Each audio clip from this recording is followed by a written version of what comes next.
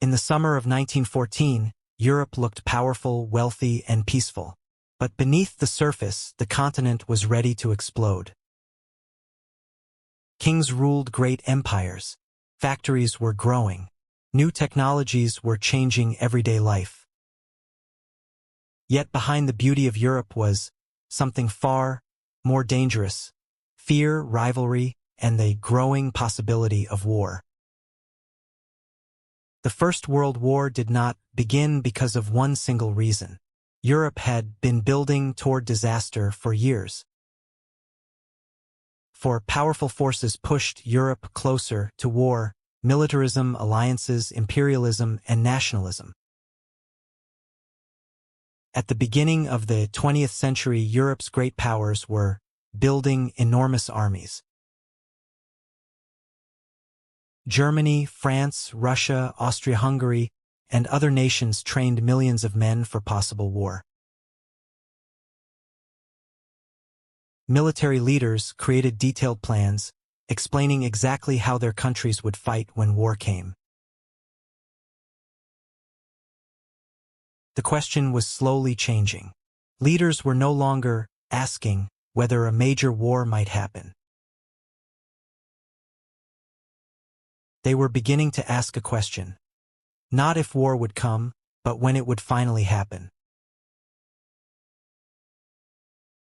Britain and Germany were locked in a fierce naval race, competing for power, pride, and control of the seas. Each new battleship created more fear, and every new weapon pushed rival nations to build something even stronger. Across the continent, Europe was no longer just a place of nations and cities. It was becoming an armed camp. The second danger was the alliance system, a web of promises that could turn one small conflict into a much larger war.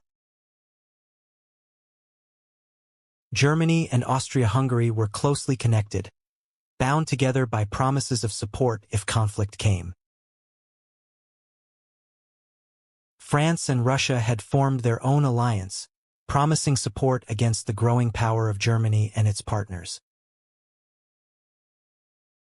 Britain also developed close agreements with France and Russia, creating another powerful partnership in Europe's growing alliance system.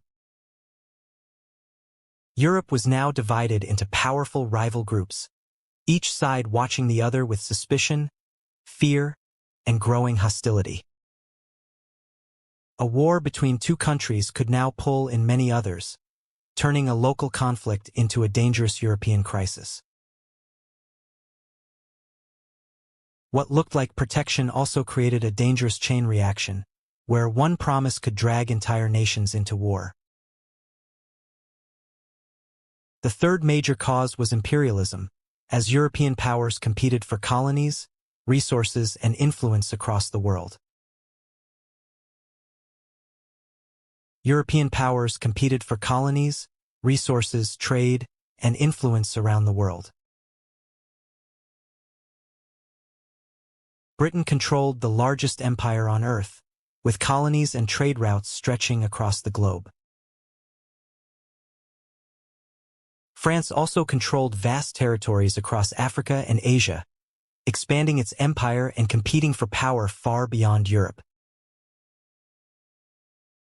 Germany, a newer European power, wanted greater influence and prestige, and felt it deserved a larger place in the world.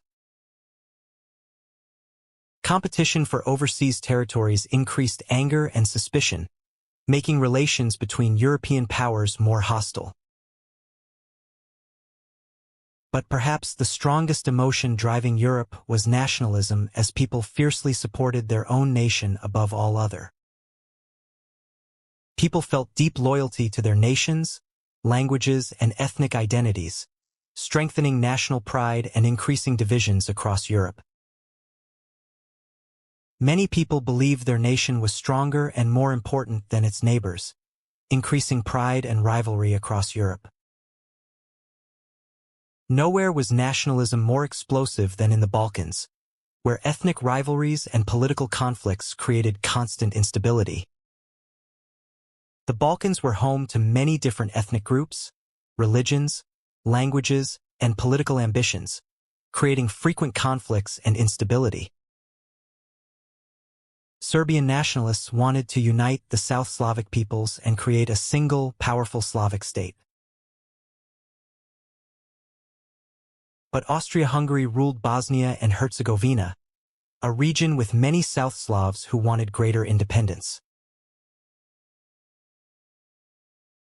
The Balkans earned the nickname Powder Keg of Europe because a single spark could trigger a major conflict.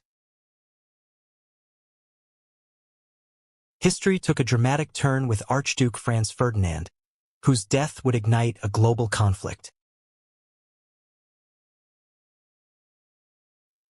He was the heir to the Austro-Hungarian throne and was expected to become the empire's next ruler. On June 28, 1914, Archduke Franz Ferdinand and his wife, Sophie, visited Sarajevo during an official state visit. Among the crowd were young nationalists determined to free Bosnia from Austro-Hungarian rule and unite it with fellow South Slavs. One of them was Gavrilo Princip, a 19-year-old Bosnian Serb nationalist determined to fight Austro-Hungarian rule. The assassination attempt began badly, as the first conspirators failed to stop the Archduke's motorcade. A bomb was thrown at the Archduke's car, but it missed its target and failed to kill him. Despite the failed bomb attack, the Archduke continued his official visit, believing the danger had passed. Later that afternoon, a wrong turn by the driver placed the Archduke directly in the path of danger. By an extraordinary twist of fate, the car stopped just a few steps away from Gavrilo Princip.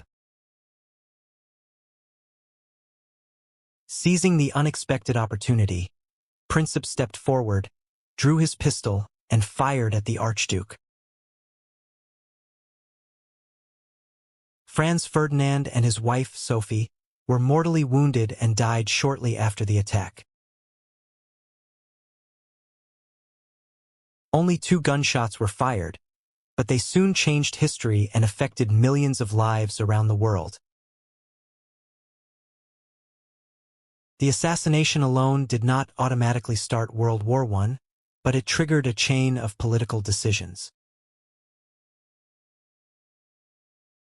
It created a major international crisis, and the decisions that followed turned that crisis into a global catastrophe. Austria-Hungary blamed Serbia for the assassination and quickly prepared to punish the country with military action. Germany gave Austria-Hungary its full support, encouraging the empire to take firm action against Serbia. Austria-Hungary sent Serbia a severe ultimatum, expecting the demands to be rejected and preparing for war. Although Serbia accepted many of Austria-Hungary's demands, it did not accept all of them, particularly the ones that challenged its sovereignty. On July 28, 1914, Austria-Hungary declared war on Serbia, officially starting the conflict. Russia moved to support Serbia, standing by its ally and preparing to defend it as the crisis grew. Germany declared war on Russia, turning the crisis into a much wider European conflict. Germany then declared war on France, expanding the conflict even further across Europe. German troops invaded neutral Belgium, causing Britain to enter the war and making the conflict even larger. In only a few weeks, a conflict between Austria-Hungary and Serbia had grown into a major European war. Soon, the conflict would spread across empires and continents.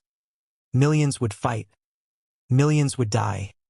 The world would never be the same again.